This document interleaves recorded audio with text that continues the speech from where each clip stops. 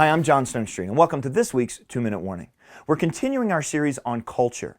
And last week I made the argument that as Christians, our posture towards culture shouldn't be one of isolation and it shouldn't be one of just blind accommodation. Rather, we should engage culture as something that we're tasked to do by God and the way that He created us and the way that He created the world.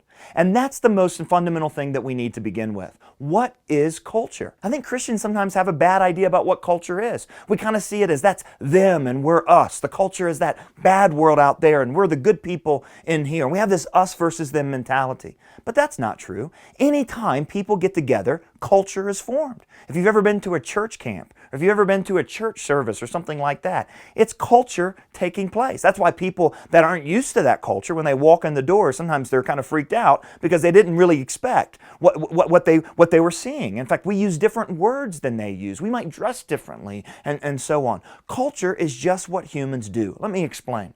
The way God created us in His image was to take care of the planet. In fact, according to Genesis, we're not only supposed to take care of the planet, we're to fill it and we're to form it. And that's to complete the job that God started in Genesis 1, taking a empty and a formless place, Genesis 1:2, and forming it and filling it, and then making us in His image to continue forming and filling it. In other words, God always intended for humans to do something with the world around them. Not to just sit and soak out of it, not to just own it, but actually to invest and to make the world bigger and make it better. This is the process that sociologists call externalization. In other words, what people do with the world is they think, they imagine, they come up with storylines, and then they put them in movies. And they make new cameras and better cameras so that the movies look cooler and cooler and cooler. They make laws. They develop institutions like universities, educational institutions for schools and for job training. This is what humans do. They get together and they do stuff. They externalize their understanding on the world. They externalize artifacts on the world. Now, some of these thoughts and ideas and artifacts become normal. Now, not all of them become normal, and we're kind of thankful for that, right? That's why we can look at bad acts like murder or sexual abuse or wearing a meat dress at the Grammys. And we can say, that's not really normal, right? So culture is whatever is normal for a group of people. And it actually acts like a buffer to take things and ostracize these ideas or things from our experience and from culture. Right?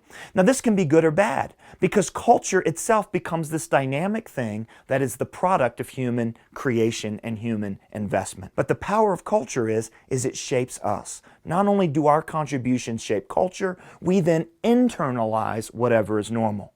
So this is where Christians' engagement needs to take place. We need to think, what is a godly way to invest into the world? And secondly, what are things that my culture is telling me? And what are they saying about human life? What are they saying about value? Is it true? Is it false? Is it good? Is it bad? Is it genuine? Is it counterfeit? Does it bring life or does it bring death? So as Christians, we need to be engaged with culture both at the externalization level and the internalization level.